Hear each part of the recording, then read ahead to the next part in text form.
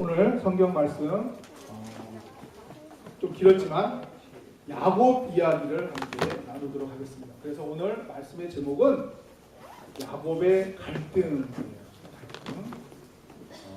야곱스 스트러글이라는 제목으로 함께 은혜를 나누겠습니다. 야곱에 대한 스토리는 많이들 아실 것 같은데, 잘 아실 것 같은데 잠깐 이야기를 하면 야곱은 참 특별한 인물이에요. 왜 특별한 인물이냐면 사실은 좀 성경하고 좀 이렇게 잘 안 맞는 듯한 인상을 많이 받죠. 그래서 야곱을 흔히 말하기를 거짓말쟁이다, 사기꾼이다, 또 집요한 사람이다 이런 식으로 해서 좀 성경에 그 아버지 이삭과 그 할아버지 아브라함을 비해 보면 상당히 독특한 인물이 우리 야곱이에요. 그런데 그런 만큼 야곱 이야기를 통해서 우리가 또 은혜를 많이 받을 수가 있죠. 먼저 야곱의 그 태생을, 그 출생을 잠깐 보면 쌍둥이로 태어났어요. 쌍둥이는 몇 분 차이로 태어나는지 모르는데 성경에는 그 형 에서가 태어나고서 몇 분 뒤에 동생 야곱이 태어나는지 설명이 안 돼 있지만 제가 보기에는 한 10초? 20초 정도 차이 났을 것 같아요. 왜 그러냐면 먼저 형이 나왔을 때 발꿈치를 잡고 나왔죠. 그러니까 연속으로 나왔을 거 아니에요. 그러니까 정말 1, 2분 차이로 나왔을 거예요. 그런데 세상에 이렇게 억울할 수가 없잖아요. 뭐 형이 나오고 2년, 3년 있다가 터울로 자기가 태어났으면 또 모르겠는데 발꿈치를 잡고 태어날 정도로 동시에 태어났는데 머리가 조금 늦게 나왔다고 에서는 퍼스트 손이에요. 장자예요. 장남이에요. 그 다음에 야곱은 둘째 아들. 이 당시의 풍습은 전부 장자 중심이잖아요. 첫아들 중심이잖아요. 아브라함이 장남이에요, 차남이에요? 아브라함은 잘 나와 있지 않지만 순서를 보면 장남이에요. 아브라함은 장남이에요. 그 다음에 이삭은 장남이에요, 차남이에요? 말하기 참 어렵죠. 왜냐하면 이스마엘이 있으니까. 그런데 적자잖아요, 적자. 그 본처에서 나온 장남이잖아요. 그 다음에 그 이스마엘은 횟수로는 좀 빨리 태어났지만 서자잖아요. 서자. 그 첩에서 태어났잖아요. 그래서 그 당시의 풍습은 전부 장자 중심, 적자 중심이에요. 그래서 모든 재산도 전부 장자한테로 가는 거예요. 그러니까 에서한테 전부 다 재산이 갈 거예요. 그 모든 권한이 다 아브라함한테 갈 거예요. 저기 에서한테 갈 거예요. 그런 환경에서 자랐다고요. 그런데 아브라함이 가난하면 몰라요. 부자잖아요. 그리고 이삭은 더 부자가 됐어요. 성경에 지난주에 살펴봤잖아요. 거부가 됐다고 했잖아요. 거부. 그러면 그 엄청난 재산이 전부 형한테 갈 거예요. 에서한테 다 갈 거고요. 그러니까 야곱은 그 환경에서 자란 거예요. 그것뿐이에요. 성경에 나와 있는 외모를 설명하는 구절들이 조금 있는데 같은 쌍둥이인데 이거는 굉장히 판이하게 다르게 생긴 쌍둥이에요. 에서는 어떤 쌍둥이에요? 어떤 모습이에요? 아주 남자답게 생긴 용모예요. 털이 많다 그러잖아요. 털이 많고 야곱은 반면에 매끈하다고 했어요. 털이 없다고 했어요. 그러니까 곱상한 마마보이를 잘한 거죠. 사실은 또 리보가 끼고 살았어요. 그런데 외모만 그런 게 아니라 그 삶의 그 버릇들이라든가 행동 양식도 완전히 바뀌어요. 에서는 사냥을 좋아한다고 했어요. 그리고 사냥을 잘해요. 그러니까 한마디로 용맹하고 능력도 있고 또 남성다운 외모를 가진 아주 출중한 인물이었다는 거죠. 반면에 야곱은 매끈매끈하고 집에만 거한다고 해서 집에만. 그러니까 성격 자체도 샌님이에요. 샌님. 요즘으로 치면은 샌님이 뭐 꽃미남 그래갖고 인기를 끌는지 모르지만 이 당시에는 그런 거 아니잖아요. 그 유목민들, 사냥하는 민족들은 그 유목을 잘해야 남자답게 사냥도 잘해야 인기가 있고 남자답다고 그러는 거죠. 그러니까 야곱은 벌써 외모에서부터 그 다음에 그 힘에서부터 그 다음에 능력에서부터 형한테 한 수 접고 들어가는 거예요. 아니나 다를까 형은 아버지가 사랑하고 이삭은 누굴 사랑했다고요? 에서를 사랑했죠. 당연한 거 아니에요? 모든 것에 장자에다가 외모도 출중한 데다가 힘도 센 데다가 사냥도 잘하는 데다가 아주 사랑할 수밖에 없죠. 대신 야곱은 맨날 집에만 박혀있고 생긴 것도 곱상하게 생겼고 그러니까 아버지가 별로 안 좋아하게 생겼죠. 더군다나 나이를 잘 계산해보면 아브라함이 175세에 죽었어요. 아브라함이 100세에 이삭이 태어났어요. 이삭이 60세, 이삭이 리브가하고 40살에 결혼했지만 20년 동안 아기가 안 생겨갖고 이삭이 굉장히 기도를 많이 했다고요. 그래서 20년 뒤에 리브가가 낳은 자식이 이 에서와 야곱이에요. 그러니까 계산을 해보면 아브라함 160세에 이삭 60세에 야곱과 이삭이 1, 2분 차례 태어났어요. 그러면 아브라함이 175세 죽었잖아요. 그러면 야곱과 에서는 할아버지 밑에서 몇 년간 같이 살았어요? 15년간 같이 살았어요. 그 할아버지와 함께 15년을 살았을 때 중요한 건 뭐죠? 앞에 성경을 보면 아브라함이 말년에 복을 많이 받았죠. 그래갖고 후처도 또 그두라라는 여인을 또 취해요. 그래갖고 아들을 6명이나 더 낳아요. 그때 장면을 쭉 보면 아브라함이 재산을 다 분배하는 장면이 나와요. 근데 그 재산을 분배하는 장면이 어떻게 나오죠? 이삭에게 다 줬다는 다. 이삭에게 왕창 주고 남은 거 갖고 그 다음에 6아들을 줬다고 했죠. 물론 6아들도 후하게 줬다고 얘기 나와요. 그러나 굉장히 많은 부분은 이삭에게 줬어요. 그것을 야곱이 목격했을 거 아니에요. 15살에 자기 할아버지가 돌아가신 걸 봤으니까 재산이 어떻게 가는가. 전부 이삭한테 가잖아요. 그러면 야곱은 초조하지 않아요? 와, 저 아버지 이삭한테 오는 걸 다 봤으니 저 이삭의 재산 전부 자기한테 올까요? 형한테 갈까요? 형한테 가죠. 장남 1, 2분 차이 형한테 가는 거죠. 그러니까 이 야곱은 이런 식으로 제가 설명하니까 좀 이해가 되죠. 야곱이 얼마나 힘이 없고 그리고 초조하고 불안한 거예요. 그래갖고서 이 사람은 어떻게 보면 이렇게 소외된 입장으로 이렇게 그 약한 자로 살아갈 수밖에 없는 인생이에요. 여러 가지 환경이. 그런데 여기에 뭐가 변수로 등장하냐면 하나님의 말씀이 등장한다고요. 무슨 말씀 등장하죠? 뱃속에서 리브가가 잉태하고 있을 때 안에서 쌍둥이가 막 싸우는 거예요. 싸울 때 하도 싸우니까 이 리브가가 걱정을 했는데 그때 하나님의 말씀이 태어날 때 어떻게 와요? 큰 자가 작은 자를 섬길 것이다 라는 말 한마디 탁 떨어져요. 이 말씀이 없었으면 야곱은 아마 외모상으로나 힘으로나 풍습으로나 집안의 그 이삭이 살아가는 거 여러 가지 환경으로 볼 때 그냥 약자로 살아가고 차자로 그냥 그 이삭에게 주는 재산은 형한테 가고 그 아브라함이 자기 서자들에게 나눠준 재산 정도만 바꾸서도 잘 살 수 있을 거 아니에요? 그렇게 그냥 만족하며 살아갈 수 있었던 인생인데 하나님의 말씀이 떨어지니까 이것이 야곱을 하고 가만히 있지 못해요. 그러니까 이 야곱은 모든 풍습이라든가 모든 세상의 그 관습이라든가 집안의 분위기라든가 모든 것을 볼 때 자기는 그렇게 살아갈 수밖에 없는 것 같은데 하나님의 약속이 자기에게 들어오니까 이 야곱은 또 성격이 집요하잖아요. 그 하나님의 말씀을 붙잡고 한번 어떻게 해보겠다라고 한 거예요. 그때부터 뭐가 생기기 시작해요? 갈등이 생기기 시작해요. 스트러블이 생기기 시작해요. 내가 포기하고 살아가면 그냥 둘째 아들로 조금 우리 흔히 말하는 조금 먹고 살아가는 거예요.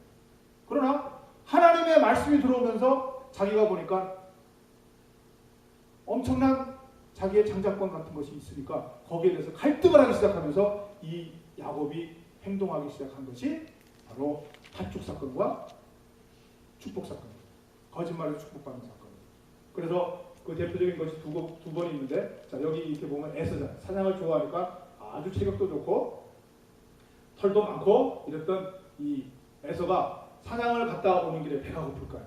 그때 야곱은 항상 집에 있는 사람이잖아요. 그러니까 수육을 끓여요. 한국으로 팥죽을 끓여요. 팥죽을. 아마 제가 보기에는 에서가 좋아했던 것 같아요.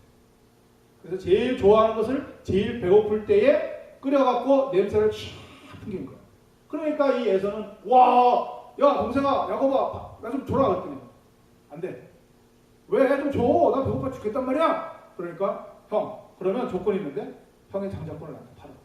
이렇게 한 거야. 그래? 장자권 그건 뭔데? 장자권 세 단어네? 세 단어? 히브리어로 몇 단어인지 모르겠는데 한국말로 하면 통역을 하면 세 단어네. 가져라. 그리고 그게 무슨 대수냐 하면서 다 줘버리고 팥죽을 얻어먹죠. 그 사건이 있고서 싹 세월이 지나요. 그러고 나서 이제 이삭이 드디어 죽을 때가 된 거예요. 이삭이 거의 늙어서 죽을 때가 되니까 눈도 안 보여요. 그러니까 이 사람이 정리를 해야 되잖아요. 뭘 정리해야 돼? 재산이 너무 많으니까 재산을 물려줘야죠. 상속해야 되는 거예요. 그래서 에서를 불러요. 에서를 불러서 너 나가서 사냥을 해라. 그리고 내가 제일 좋아하는 거를 잡아와라. 그리고 너 아빠가 좋아하는 음식을 해라. 그럼 내가 그것을 먹고 너를 마음껏 축복해 주겠다. 이게 이제 재산을 상속해 주겠다 이런 뜻이거든요. 그랬는데 그거를 누가 들어요? 리브가가 듣는 거예요. 리브가가 듣고서 에서가 사냥한 사이에 야곱을 불러요. 그래갖고 야, 이 아버지 이제 큰일 났다. 저 재산 상속하기 전에 네가 가르쳐야 된다. 이래갖고 꾸민 것이 뭐예요? 이 에서는 털이 많잖아요. 그러나 야곱은 털이 없으니까 그 보이세요? 팔에다가 짐승털을 붙인 거예요. 짐승털을 붙이고 그리고 리브가는 얼마나 자기 이삭을 오랫동안 요리해 줬겠어요. 그러니까 제일 좋아하는 음식을 아는 거예요. 그러니까 제일 맛있게 해갖고 싹 야곱을 짐승털을 붙인 다음에 간 거예요. 가서 아버님 제가 왔습니다. 목소리가 벌써 이상하거든요. 아닌데 너 누구야? 에서입니다.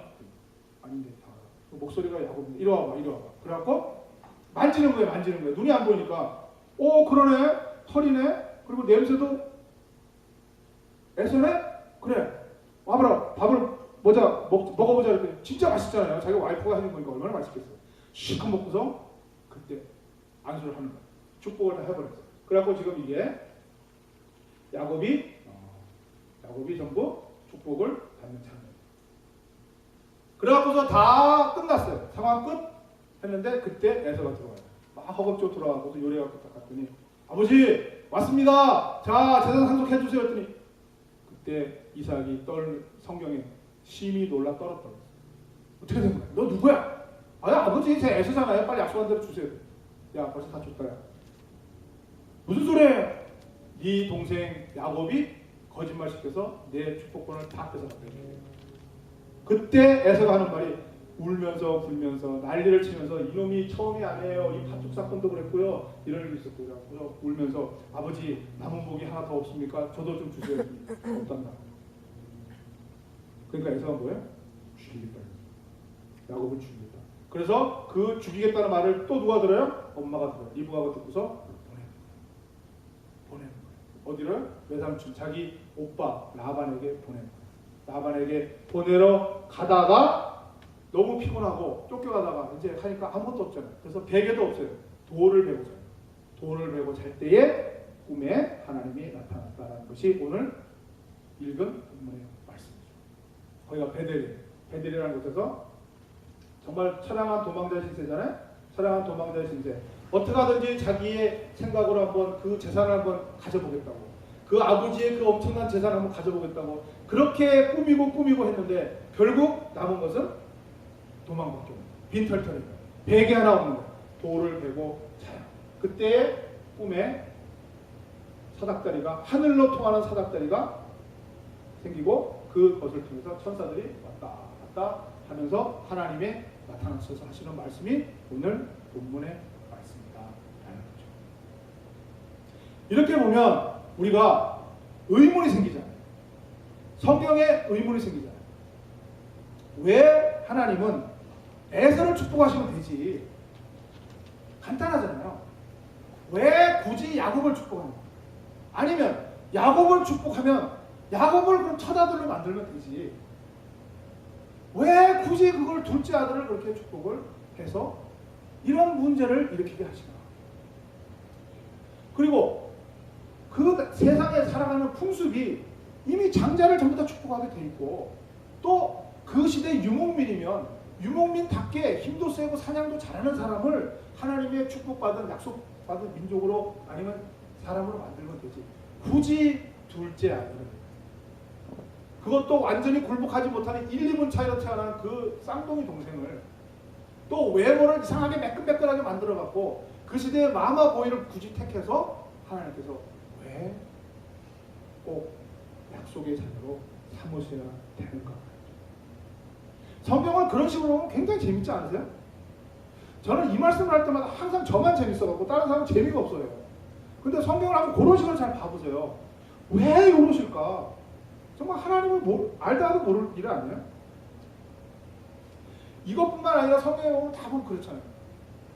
아브라함도 굉장히 똑똑하고 믿음이 좋은 것 같지만 바보라고 제가 얘기하잖아요. 어디를 바보예요? 아비멜렉하고 보세요. 자기 와이프 다 뺏겨갖고 이제 끝났다고 생각했는데 아비멜렉은 거기서 하나님의 꿈을 봤잖아요.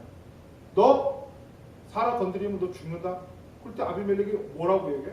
하나님 무슨 말씀이에요? 저 아브라함이 자기 누이 동생이라고 했단 말이에요. 그래서 나는 정당한 방법을 통해서 모시고 온 거예요. 신부로. 안다 알아.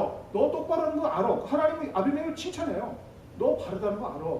그래서 제가 지금까지 건드리지도 않았잖아요. 알아. 그러니까 내가 그래서 얘기하는데 끝까지 돌려줘라. 이렇게 해서. 그래갖고서 돌려주잖아요. 가서 돌려주면서 거기서 뭐라 그래요? 아비멜렉이 아브라함 욕하잖아요. 야 임마. 너 이 새끼 왜 그래? 이렇게 얘기하잖아요. 그리고서 얼마나 매너가 좋은지 사라에게도 충분히 모욕을 갚아줄 만한 그 응분의 대가를 치르고 다 명예를 더 높여줘서 돌아오죠. 아비멜렉이 훨씬 남자답고 훨씬 똑똑해요. 아브라함은 거기 가면 굉장히 바보 같아요. 그런데 하나님의 약속은 어디로 가요? 아브라함은 이방인이에요. 그 아비멜렉은 원주민의 왕이에요. 그러면 이쪽이 훨씬 강하고 하나님 이쪽 일을 이뤄나가시기에도 훨씬 이쪽이 좋은 것 같은데 굳이 이방인 그리고 와이프를 뺏기는 찌질이에게 하나님께서 함께 하십니다. 다윗과 골리앗. 오늘 이 모습을 보시면 무슨 생각이 나세요? 골리앗하고 닮지 않았어요? 그렇잖아요. 골리앗은 크고 힘도 세고 무기도 많이 갔잖아요. 근데 다윗은 17살짜리 목동 소년에 불과했었다고. 그리고 무기도 돌 5개 갖고 나왔어요. 이상하잖아요. 비슷하잖아요. 이미지가 골리앗, 야곱이 다윗. 그렇죠. 근데 하나님은 어디로 가요? 골리앗에서 가야 되는데 골리앗이 안 가고 하나님은 그 어리고 여린 다윗에게 가죠. 성경이 참 재밌지 않으세요? 예수님의 제자들은 왕궁에서 픽업했어요? 부자들 집 아들에서 귀족 집안에서 픽업했어요? 아니잖아요. 어부들에게서 픽업하죠. 신약하죠. 무식하고 가난하고 모르는 어부들에게 픽업하죠. 그리고 그들에게 하나님께서 말씀을 주시고 능력을 주시잖아요. 왜 그럴까요? 성경이 재밌잖아요. 재미를 못 느끼시는 여러분은 제가 보기에 여러분의 자체를 모르시는 것 같아요. 얼마나 좋아요. 약자에게 찾아오시는 하나님. 여러분 자신이 다 골리앗이라고 생각하나 보죠? 여러분 자신이 전부 에서처럼 능력이 많다고 생각하시나 봐요. 그러니까 여러분은 별로 이 성경이 감동을 안 하는 거예요. 근데 만약 자기 자신이 내가 세상의 풍습으로 볼 때 장자가 아니고 차자에 불과하다. 세상의 모든 것을 내가 받을 수 없는 자격이다. 그 다음에 나는 세상적으로 볼 때도 에서와 같이 능력이 많고 잘생기고 학벌이 높고 부자고 그러지 못하고 야곱과 같이 마마 보이고 별 볼 일 없고 찌질이다. 내가 어느 쪽에 속해 있느냐에 따라서 성경은 은혜가 되기도 하고 별 볼 일 없는 성경이다. 여러분 어느 쪽이세요? 여러분 자신이 어느 쪽이냐고요? 만약 여러분 자신이 내가 골리앗처럼 내가 에서처럼 세상적으로 능력이 있어요. 세상적으로 많이 가지고 있어요. 세상적으로 뛰어나요. 그런 생각을 가진 사람은 하나님의 말씀이 임하지를 않아요. 왜냐하면 필요가 없거든요. 내가 가진 게 충분하거든요. 내가 가진 힘으로 다 할 수 있거든요. 그게 골리앗이잖아요. 그게 에서잖아요. 에서는 이미 다 가지고 있어요. 누렸어요. 그러니까 너 말하는 장자권? 야 그거 너 지금 말로 하는 세 단어 장자권 종이에 써서 줄까? 아무것도 아니다라는 거예요. 왜요? 자기는 이미 장자니까. 실질적으로 장자니까. 아브라함 할아버지가 자기 이삭에게 물려주는 거 받고 이제 이삭의 그 모든 재산이 당연히 자기에게 온다는 자신감이 있는 사람에게는 하나님의 말씀이 필요가 없는 거예요. 그러나 야곱처럼 아무리 봐도 자기가 이 장자의 고난을 받을 수가 없는 거예요. 세상적인 풍습으로 볼 때나 자기의 가풍으로 볼 때나 자기의 능력으로 볼 때나 자기의 외모로 볼 때나 자기의 모든 것을 아무리 봐도 세상의 그 것을 가질 수가 없는 거예요. 이런 자에게는 뭐가 필요해요? 딱 하나만 필요해요. 하나만 필요한 거예요. 하나님이 필요한 거예요.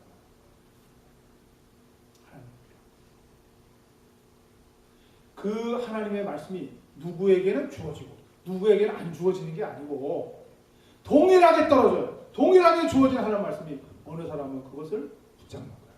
어느 사람은 그 하나님의 말씀을 무시하는 거예요. 장자와 차자의 문제가 아니라고 했죠. 아브라함은 장자였어요. 장자에게도 축복이 가요. 이삭은 적자였어요. 적자에게도 축복이 가요. 또 반대로 야곱은 작은 아들이에요. 작은 아들에게도 축복이 가요. 다윗도 작은 아들에게도 축복이 가요. 외모상으로 그러면 남자답게 생기고 털 많이 난 사람은 그러면 하나님의 축복 못 받는 거 아니잖아요. 세례 요한은 얼마나 남성답게 생겼어요. 그 사냥꾼처럼 막 그냥 석청을 먹고 메뚜기를 먹으면서 광야에서 살았던 털 많은 아주 남성다운 사람이 세례 요한. 그 세례 요한에게도 축복이 가요. 마마보이처럼 매끈매끈한 야곱에게도 축복이 가요. 결국은 외모가 중요한 게 아니라 장자와 차자, 세상에서 만드는 그 포지션이 중요한 게 아니라 결국 자기가 없는 자예요. 자기가 부족한 자예요. 자기가 미련한 자임을 인정하는 자, 겸손한 자, 내려오는 자에게 하나님의 말씀이 임하시는 거예요. 하나님의 말씀이 임하시는 거예요. 그래서 야곱의 스토리는 앞으로 우리 몇 주에 걸쳐서 살펴보겠지만 야곱의 스토리는 전부가 스트러글, 갈등이에요. 투쟁이에요. 근데 무슨 갈등이라고요? 원래 그 사람 태생적으로 가지고 있었던 환경, 자자로 태어나고 매끈매끈하고 마마 보이고 별 볼 일 없고 그런 그 태생적인 환경을 보면 이 사람은 갈등할 필요가 없어요. 그러나 거기에 하나님 말씀이 들어가는 거예요. 하나님의 약속이 들어가는 거예요. 작은 자가 큰 자가 작은 자가 생길 것이다. 그 약속이 들어가는 순간 그 약자의 갈등이 시작돼요. 그래서 야곱의 스토리 전체는 갈등이에요. 투쟁이에요. 무슨 투쟁이에요? 약자의 투쟁이에요. 앞으로 살펴보죠. 이제 오늘 도망가서 누구를 만나요? 라반을 만나요. 라반은 강자예요. 라반은 기득권자예요. 그 사람은 거기 터줏대감이에요. 그 집의 주인이에요. 거기에 야곱이 들어가요. 비록 혈족이지만 그 속에 들어가서 거기서 종으로 살아요. 그런 약자의 부딪힘. 그 다음에 거기서 돌아왔을 때 또 에서가 터줏대감으로 있는 그 땅으로 들어가요. 거기에서 또 에서와 함께 갈등을 일으켜요. 그러다가 겨우 자리 잡고서 괜찮을 것 같으니까 어디로 가요? 이제는 애굽으로 들어간다고. 애굽이라는 아예 그 나라로 들어가는 거예요. 약자의 투쟁 이야기가 야곱의 스토리. 근데 이 약자가 결국은 어떻게 돼요? 이기잖아요. 이겨요. 그것을 우리 결론에 보고 그러면 오늘 이 시점에서 우리가 알아가야 될 것은 그러면 왜 하나님은 이런 약자에게 임하시고 그 약자에게 무엇을 원하시는 건가요? 그것을 우리가 알아보고자 하는 거예요. 고린도전서 1장 26절부터 쭉 보면 하나님께서 간단해요. 너희를 부르심을 보라. 육체를 따라 지혜로운 자가 많지 아니하며 능한 자가 많지 아니하며 문벌 좋은 자가 많지 아니하다. 그러나 하나님께서 세상에 미련한 것들을 택하사 지혜 있는 자들을 부끄럽게 하려 하시고 세상에 약한 것들을 택하사 강한 것들을 부끄럽게 하십니다. 세상에 천한 것들과 멸시받는 것들과 없는 것들을 택하사 있는 것들을 폐하려 하시나니 이는 아무 육체도 하나님 앞에서 자랑하지 못하게 하려 하십니다. 여러분은 어디에 속해 있어요? 자, 문벌 좋은 자에, 지혜로운 자에, 아니면 강한 자에, 아니면 있는 자들에 어디에 속해 있어요? 여기에 속해 있는 사람은 에서와 같이, 그 다음에 골리앗과 같이 하나님의 말씀이 필요 없는 자들이에요. 하나님의 말씀이 그들에게 떨어져도 들어가지를 않아요. 알 수가 없는 사람들이에요. 그러나 내가 우리 자신이 미련하고 약하고 천하고 멸시받고 없는 자라고 생각하는 자는 하나님의 말씀을 붙잡게 됩니다. 이 야곱은 그것을 붙잡고 투쟁해 나갑니다.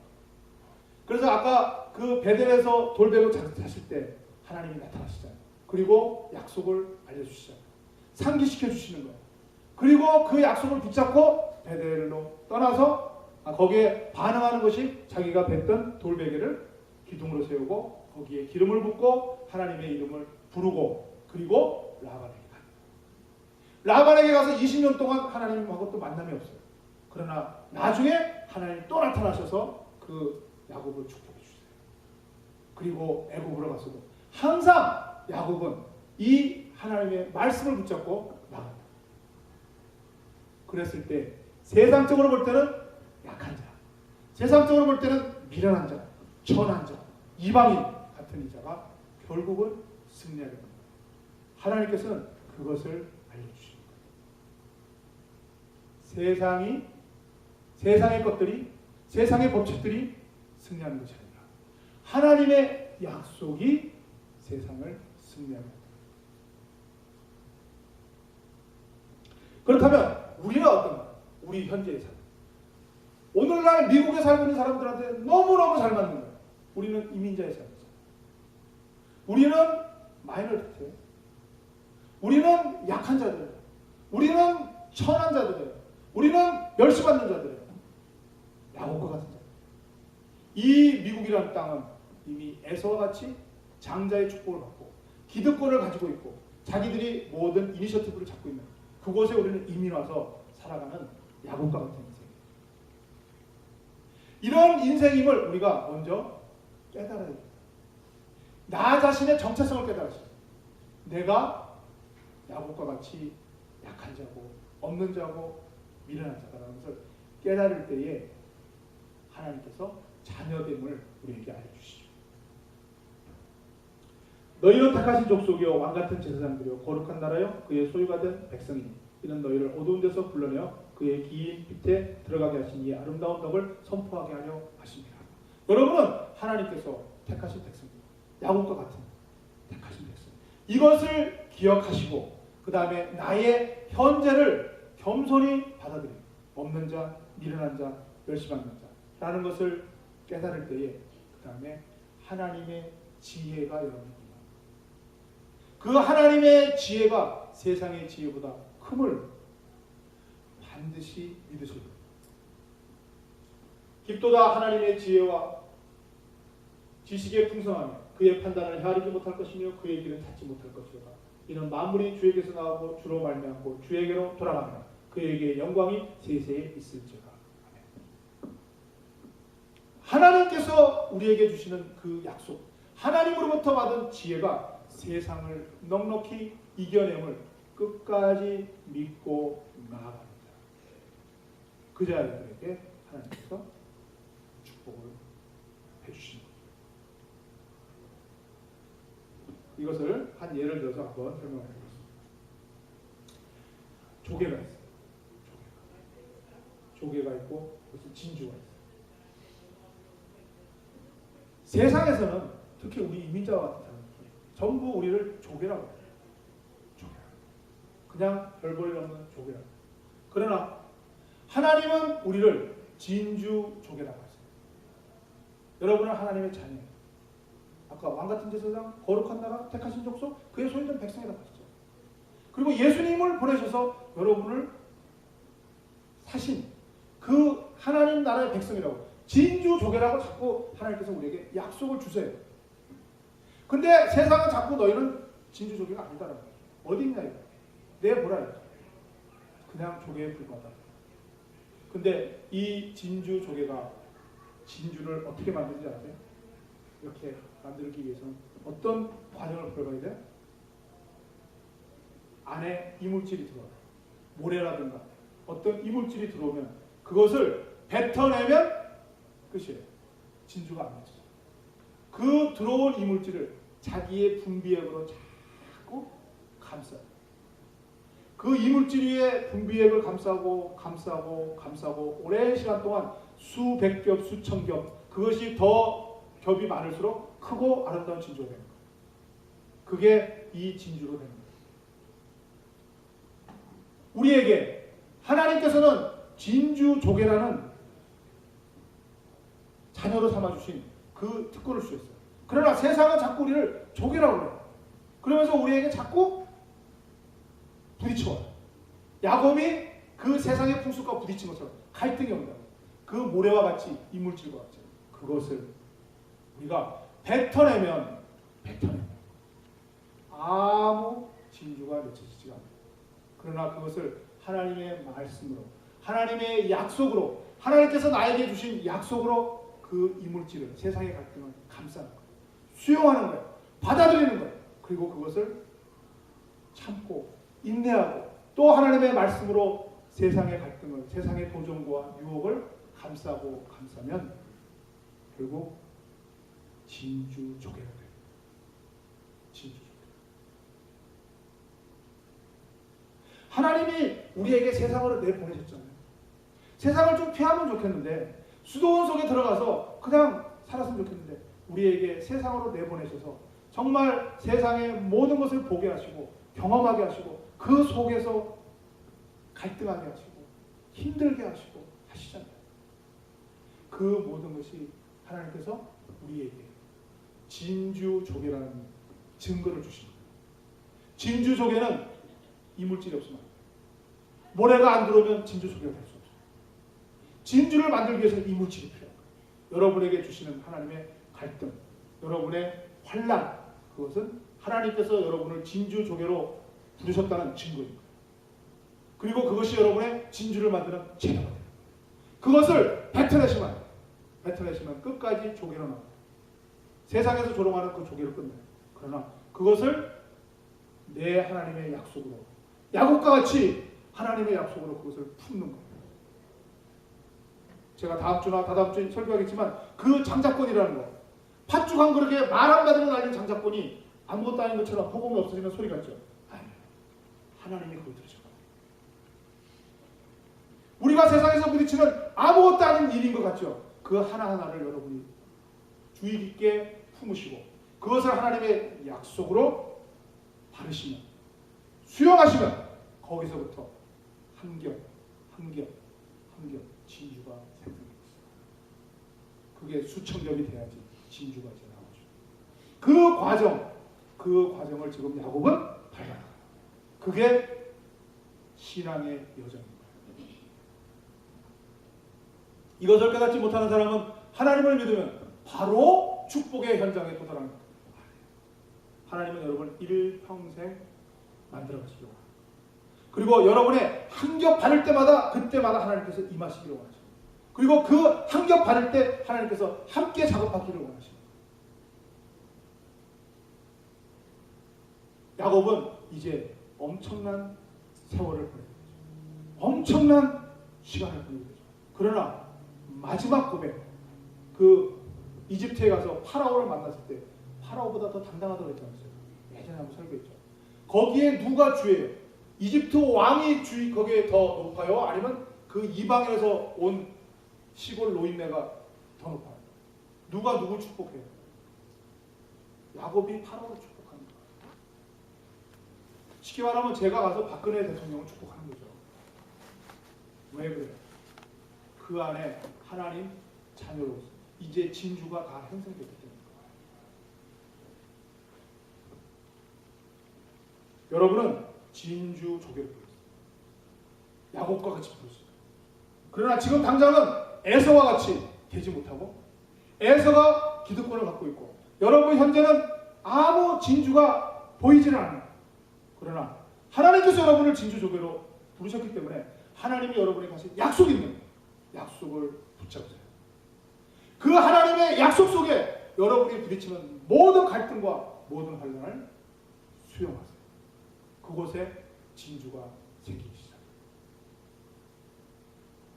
그곳에 하나님의 격려가 있어요. 그곳에 하나님의 동행이 있어요. 진지하게 생각하세요. 인생을 진지하게 생각하세요. 이 야곱이 팥죽 갖고 장자권을 따내려고 그러고 어떻게 하든지 거짓말 시켜서 장자권을 따려고 할 때 그 웃기는 우스꽝스러움을 보지 마시고 그 안에 하나님의 약속을 향해서 달려나가는 그 집요함을 보시라고요.